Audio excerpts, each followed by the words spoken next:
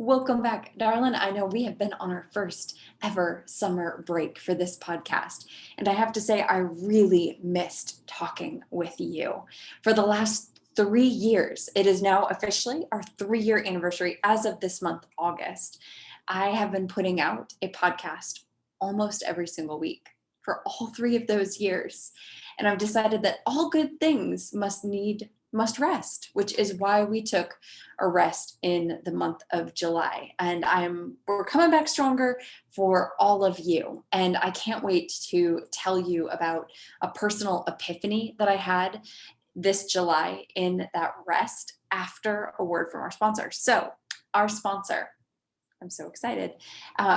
Calling all purpose-driven female entrepreneurs with stories to share with this world, I want you to meet my friend, Abby Gibb, who also happens to be an Emmy award-winning journalist turned business and media mentor.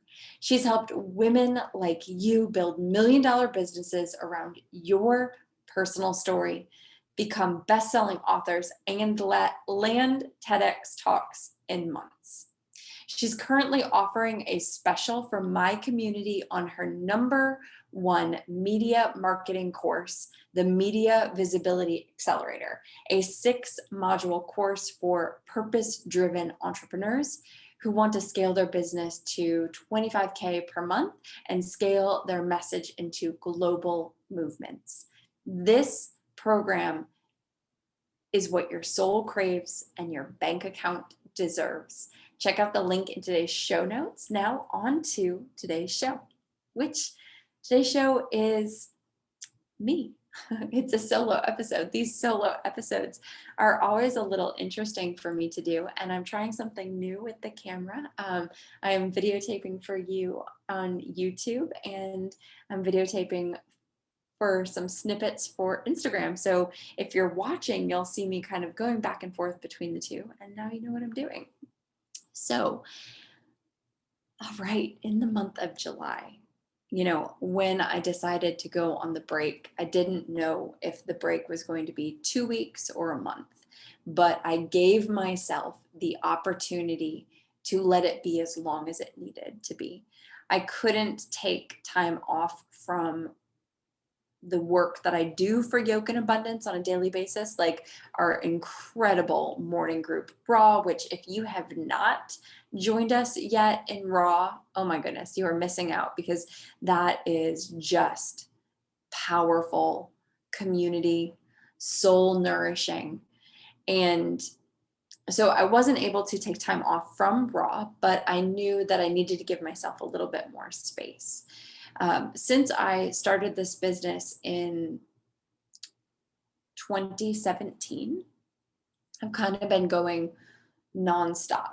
And in entrepreneurship, if you're not working most of the time, you're not getting paid. So it makes being able to take time off really challenging in certain circumstances. And so that's what it's been like for me. So the podcast went on pause, and I love sharing these kind of behind the scene things with you about how entrepreneurship has kind of played out and worked in my life, because I think that not enough people talk about how much burnout is involved in entrepreneurship. When you don't come into it with, a big capital or a nest egg, when you're not a tech company, it makes it pretty difficult. So I was really hitting this point of burnout, and burnout can be such an interesting thing, right? And I was really grasping for whatever it is that would kind of help me address the burnout that I was feeling and move into that next place in the work that I was doing. So in our book, I'm writing a book right now. I'm writing a book on, I think all of you know, Failure is a Sacred Right is the working title. And it is about the intersection between failure and creativity, failure and personal growth and development, failure and entrepreneurship. failure and grief. There's a lot to this topic, and the more I delve into the research, the interviews, I've done 36 interviews so far, and I've got a few more interviews coming up, but I've done 36 interviews, and I am on my way to many more, and I'm deep into the writing process.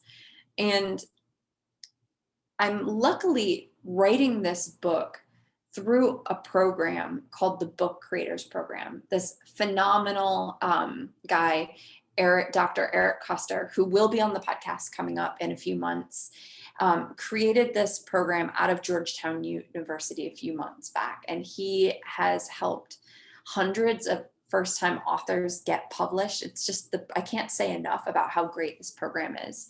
And one of the things that he does in this program is he has lots of people on the show, or he brings on lots of people to speak to us about what book creating and being a first-time book creator is like. And so he actually interviewed Gabby Bernstein. And Gabby Bernstein, I have thought pretty highly of for a really long time. And she wrote the book, The Universe Has Your Back, and Super Attractor, and May Cause Miracles. So there's a lot of books that she's written, and it seems like she's always writing her next book. And so Eric interviewed her, and she was talking about the book Super Attractors. And she was talking about how she wrote that book for herself because it is what she needed to hear at that moment. And I just thought, okay, maybe it's time for me to listen to this book. So I've been running a lot. I'm training right now for an ultra marathon, a 40-miler coming up at the end of October, which I foresee me telling you about that more in an upcoming episode. But the only interesting thing for me in it right now is I'm spending a lot of time running, which means that I have a lot of time to listen to books on tape. So I was listening to Super Attractors by Gabby Bernstein, and I was in a real low spot. I was just not feeling like things were heading in the direction that I needed them to go. And Gabby Bernstein, her perspective is she came from kind of in a background of addiction, right? So she was addicted, I think, to alcohol, maybe drugs as well, and is really into just raising your vibration, leaning into spiritual practices, giving it over to God, the universe, whatever you want to call it. And she started talking about how we have to just surrender it over to God. And I got to thinking about how, gosh, substance abuse addiction, that doesn't really resonate for me. That's not something I relate to in any way. However, I realized that there is something that I'm addicted to. I've been really addicted, especially in entrepreneurship, to not feeling good. Let me repeat that. I think I have been addicted to not feeling good. And I just want to ask you, can you relate to that at all? Do you always feel like you need to be working, that you need to be producing, that you need to be pushing out more work, that it's probably not right if it came to you easily? That's the place that I was in. And I decided in that moment that whatever it takes, I really need to change that outlook, that we only get one life. And here's the thing, I think about it this way as far as running, right? I'm training for this ultra marathon, and I have made the choice to train for a 40-mile race. I have laid out my training schedule. I run 4 to 5 days a week. I have a pretty significant mileage count that I'm trying to hit each week to make sure that my body and mind will be properly prepared for when I hit that race at the end of October, right? Well, when there's something I want, I find a way to get after it and to do it. And physical fitness, it feeds my mind so well that it's relatively easy for me to self-motivate to go do that thing, to get that out there and do it. But there is nobody that's saying to me, Alisha, get up and go run before you work, because you can't do that workout later, or go make sure you run. Today I ran 18 miles. Go make sure you get that 18 miles. There's nobody out there cheering me on while I'm putting one tiny little foot in front of the other. Nobody is going to help you choose what is right for you on this path of life.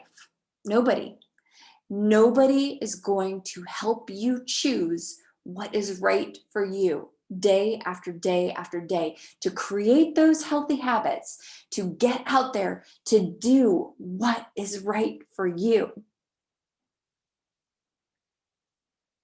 And nobody is going to help me make joy in my life a priority except me. So if you are feeding the stress monster in your life, if you are not making choices to do the thing that would make you feel the best, I just want to share that you do get to choose. You do get to find out, there's this incredible story that I think I've shared in the podcast before. During the first year that I started this business, I got to go to the World Domination Summit with Chris Gillibro puts this on with his wife and this amazing team of people. And it is a convention for unconventional thinkers, travel hackers and entrepreneurs and writers and bloggers and people that want to really just make the world a better place. And I got to see Agape. I want to say Agape Stephanopoulos. I had to look at her book. It's on the table behind me. Agape Stephanopoulos. She is Ariana Huffington's sister, her older sister. And Agape told this story that she said that she and Ariana, their mom didn't have a lot of money growing up, that things were really, really tight in their household when they were growing up. And so sometimes it was really difficult for her mom to come up with either the rent money or the house payment money. And when she wasn't sure, even during the times when she was not sure if she could make that house payment,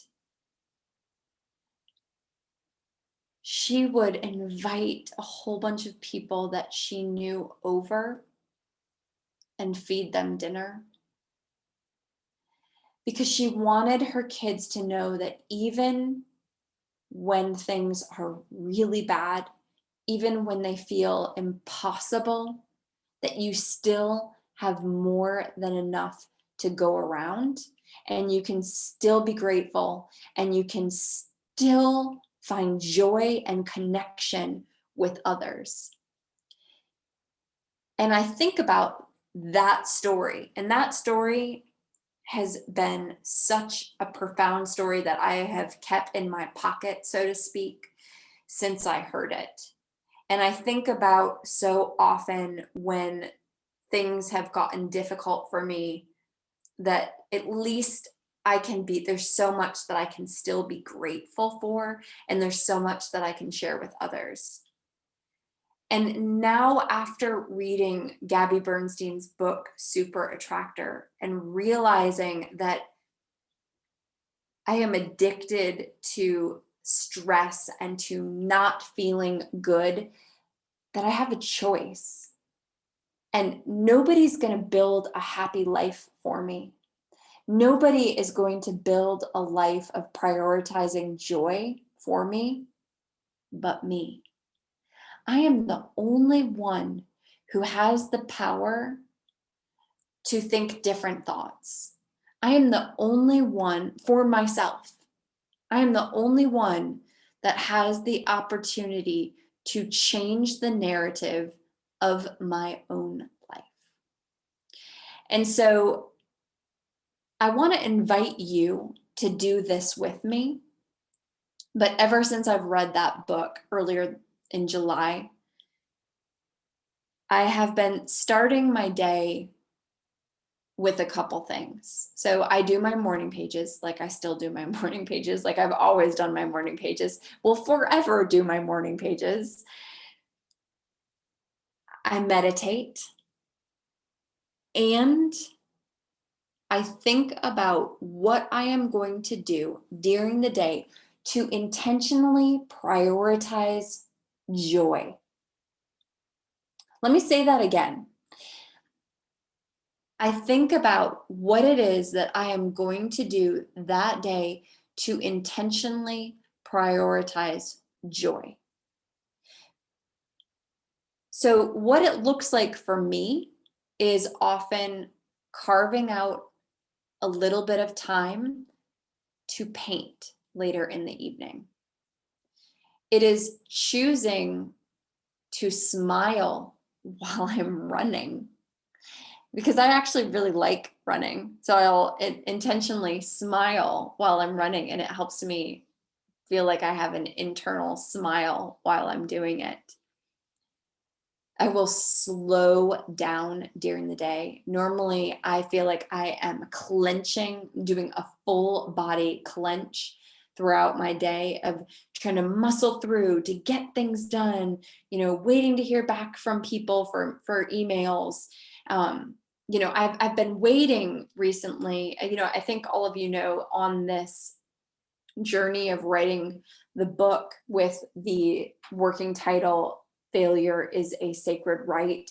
I have been really, I've been on the journey of going after a TEDx talk as well. And I've shared on Instagram that I put out 15 applications. I have now heard back from 5 of those applications that I did not get it. And it has been really,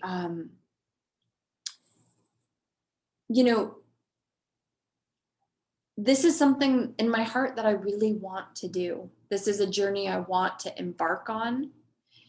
And it doesn't feel good to feel like I am being rejected, of course. That doesn't feel good for anyone.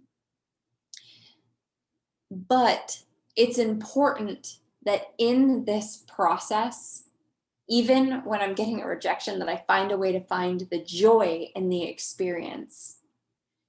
And that is possible. And sometimes I find joy by knowing that I am going to get to connect with my community, my raw community, and tell them about how that felt. And just know that I have the support of many women in the Raw and Yoke and Abundance community. And all of you who are listening right now, I know that I have your support, and that brings me joy. So even in the things that are really difficult and challenging, there are ways to intentionally choose joy. So I had been checking my email compulsively. Did I hear back from that TEDx conference? Did I hear back from that TEDx conference? And that was robbing me of a lot of joy. So I had to kind of break that bad habit of compulsively checking my email to find out if I was going to get a TEDx talk or not get a TEDx talk. And I had to surrender this idea that me checking my email gave me some control over the situation, because I have no control over the situation. And frankly, I might have applied to these 15 TEDx conferences this year, and I might not get a single one of them.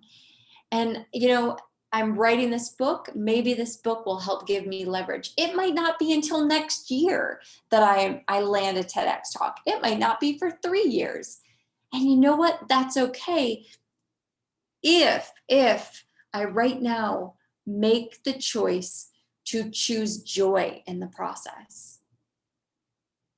So as you are out on your walk today, if you are, at home right now washing the dishes, I want to invite you to slow down.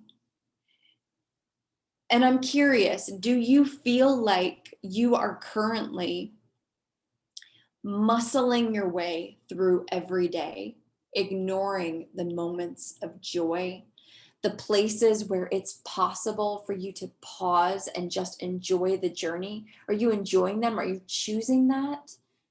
Or are you not choosing that? And I want you to think about, what could you do to prioritize joy in your life?